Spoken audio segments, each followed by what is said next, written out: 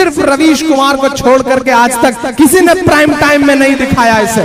یہ T V کے anchor کہاں مر گئے ہیں, یہ گاندھی کے بندر کہاں مر گئے ہیں. استقبال ہے ناظرین آپ سبھی کا آئی آر مشاعرہ میڈیا میں آپ کے ساتھ محمد ارشاد. آئیے دوستو عمران پرتاپ گڑھی کی ایک نظم سنیں گے. اس سے پہلے بتا دوں الجھے ہوئے ذہنوں کو سجدے سلجھا دیتے ہیں. آئیے سنتے ہیں عمران پرتاپ گڑھی کی نظم. تو آپ سے گزارش ہے ویڈیو کو لائک کیجیے اور چینل کو ضرور سبسکرائب کیجیے. کیا خوب حق دلا رہے ہیں آپ مسلم بہنوں کا, کیا خوب انہیں انصاف دلا رہے ہیں.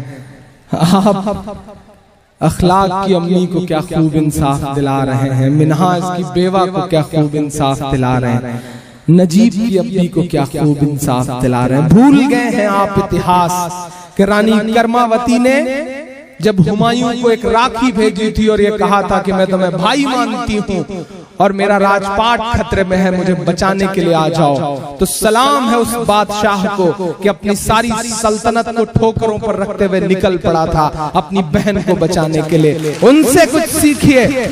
جس لال قلعے کی پراچیر پر کھڑے ہو کر کے آپ جھوٹ بولتے ہیں بھاشنوں میں, اسے بنانے والے شخص سے کچھ سیکھ لیتے تو شاید ہندوستان کی عوام تھوڑی سی خوشحال ہو جاتی. میں آخری بند پڑھتا ہوں اس نظم کا صاحب. یہ غصہ, یہ جو ٹیس ہے, یہ جو درد ہے, یہ کہاں ڈھلے کہاں نکلے, میں اسے لفظوں میں پرونے کی کوشش کرتا ہوں صاحب. محض 7-8 کلومیٹر دور سارے پرومیننٹ چینل ہیں اس دیش کے, سارے بڑے ٹی وی میڈیا کہ لوگ وہاں اپنے نیوز روم میں جہاں وہ ماں بیٹھی ہے اس کے ارد گرد مشکل 7-8 کلومیٹر دور ہوں گے. سارے پرومیننٹ منسٹرز کے آفیسز ہیں, سارے دیش کے اہم لوگ اس دلی میں رہتے ہیں, لیکن انہیں کچھ نہیں سنائی پڑ رہا ہے. انہیں ایک تڑپتی ہوئی چیختی ہوئی ماں نہیں سنائی پڑ رہی ہے, بالکل نہیں سنائی پڑ رہی ہے صاحب. اپنے نیوز روم میں وائی کیٹیگری کی سرکشا لے کر کے, سیکیورٹی لے کر کے تہاڑ سے لوٹے ہوئے 100 کروڑ کی فروختی کے آروپی جو نیوز چینل ہیں وہ ناگ اور ناگن کی خبریں دکھا رہے ہیں اور یہ دکھا رہے ہیں کہ راشٹر ہت کا فیصلہ ہے. عمران مصر پڑھتا ہے صاحب کہ یہ ٹی وی کے اینکر کہاں مر گئے ہیں, صرف رویش کمار کو چھوڑ کر کے آج تک کسی نے پرائم ٹائم میں نہیں دکھایا اسے.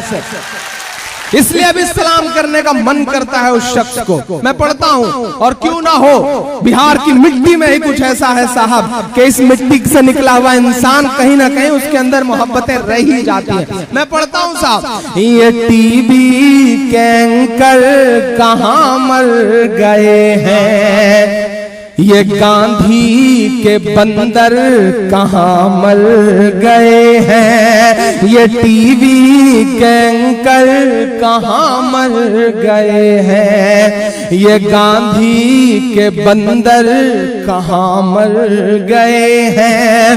میری چیخ اور میری فریاد کہنا, میری چیخ اور میری فریاد کہنا, یہ مودی سے ایک ماں کی روداد کہنا. کہیں جھوٹ کی شخصیت بہ نہ جائے. پڑھتا ہوں جنہوں نے اب تک ہاتھ نہیں کھولے, میں سب کو شریک کرتا ہوں. اگلے چوتھے مصرے پہ جائے اپنے ایسی کمروں میں سوئے ہوئے ان تمام حکمرانوں کے کانوں تک میری آواز, جو اپنے کمروں میں سو کر کے بھول گئے ہیں کہ دنیا میں تمام بادشاہ آئے اور چلے گئے. ہٹلر بھی آیا تھا, نمرود بھی آیا تھا, فرعون بھی آیا تھا, لیکن کوئی باقی نہیں ہے. صرف ان کی نشانیاں بچی ہیں اور ان کی کہانیاں بچی ہیں. آپ کا بھی حشر کچھ ایسا ہی ہونا ہے. ابھی بھی جاگ جائیں تو بہتر ہے. میں تو ان کی بربادی کے نہیں بلکہ اللہ سے ان کی ہدایت کی دعا کرتا ہوں کہ اللہ ایسے ظالم لوگوں کو ہدایت دے تاکہ مظلوموں کی آواز ان کے کانوں تک پہنچ سکے. میں پڑھتا ہوں صاحب کہیں آپ کی کہیں جھوٹ کی شخصیت بہ نہ جائے, یہ نفرت کی دیوار چھت بہ نہ جائے. آپ سب کی شرکت مانگتا ہوں میں ان مصروں پہ. میرا آئیے دوستو نظم سننے کے بعد دوائے دل کتاب سے کچھ باتیں سنتے ہیں. فرشتے بھی آسمان سے اتر آئے, چھوٹا سا صحن ہے, قریب بچہ لیٹا ہوا ہے اور گھوڑا بندھا ہوا ہے. اور طبیعت چاہتی ہے کہ بلند آواز سے پڑھے، لیکن گھوڑا بدکتا ہے۔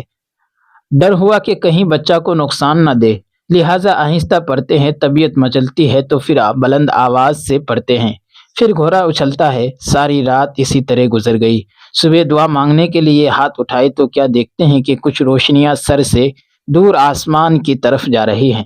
بڑے حیران ہوئے۔ دن میں نبی علیہ السلام کے پاس آ کر عرض کیا، اے اللہ کے محبوب صلی اللہ علیہ وسلم، میں نے رات یہ معاملہ دیکھا، کچھ روشنیاں میرے سر سے دور جا رہی تھی۔ فرمایا، یہ اللہ رب العزت کے فرشتے تھے جو تمہارا قرآن سننے کے لیے عرش سے فرش پر اتر آئے تھے۔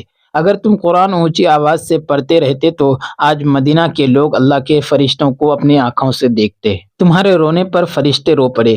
ایک صحابی قرآن پڑھتے ہوئے روتے ہیں، گریہ جاری ہو گیا۔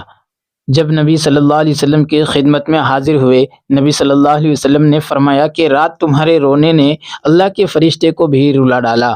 وہ کیسے لوگ تھے؟ قرآن پاک پڑھتے ہوئے روتے تھے۔ ان کو روتا دیکھ کر اللہ کے فرشتوں کو بھی رونا آ جاتا تھا۔ اللہ اکبر۔ حدیث پاک میں آتا ہے کہ جب اچھی آواز سے پڑھنے والا توجہ اور محبت کے ساتھ پڑھ رہا ہوتا ہے تو اللہ کا فرشتہ قریب آتے آتے اتنا قریب آ جاتا ہے حتیٰ کہ اس قاری کے ہونٹوں پر اپنا ہونٹ رکھ دیتا ہے، اپنا منہ اس کے منہ پر رکھ دیتا ہے۔ اس فرشتے کی محبت کا حال یہ ہو جاتا ہے اور اللہ رب العزت اس پڑھنے والے کا قرآن اتنی توجہ سے سنتے ہیں کہ دنیا والے لوگ کسی گانے والی کا گانا بھی اتنی توجہ سے نہیں سنتے جتنی توجہ سے اللہ پاک اس کے قرآن پاک کو سنتے ہیں۔ ان کے منہ سے خوشبو آتی تھی۔ امام عاصم رحمۃ اللہ علیہ بہت معروف قاری ہیں۔ ان کے بارے میں آتا ہے کہ ان کے منہ سے خوشبو آیا کرتی تھی۔ مسجد نبوی میں 70 سال تک انہوں نے امامت کی اور تلاوت کرتے تھے اور ان کے بہت سے شاگرد تھے۔ ان کے منہ سے خوشبو بہت آتی تھی۔ ایک دن ان کے ایک شاگرد نے پوچھا کہ حضرت، کیا آپ منہ میں کوئی خوشبو رکھتے ہیں یا کوئی خاص چیز رکھی ہے؟ فرمایا کہ نہیں، میں نے تو کوئی خاص چیز نہیں رکھی۔ اس نے کہا، حضرت آپ کے منہ سے خوشبو بہت آتی ہے۔ فرمانے لگے، ایک رات مجھے حضور پاک صلی اللہ علیہ وسلم کی زیارت نصیب ہوئی۔ آپ نے ارشاد فرمایا کہ عاصم، تو اللہ کا قرآن اتنی محبت سے پڑھتا ہے کہ میرا جی چاہتا ہے کہ میں تیرے منہ کا بوسہ لوں۔ لہٰذا جب سے نبی علیہ السلام نے بوسہ لیا ہے تب سے میرے منہ سے خوشبو آنے لگی ہے، اور جب تک وہ زندہ رہے ان کے منہ سے خوشبو ہی آتی رہی۔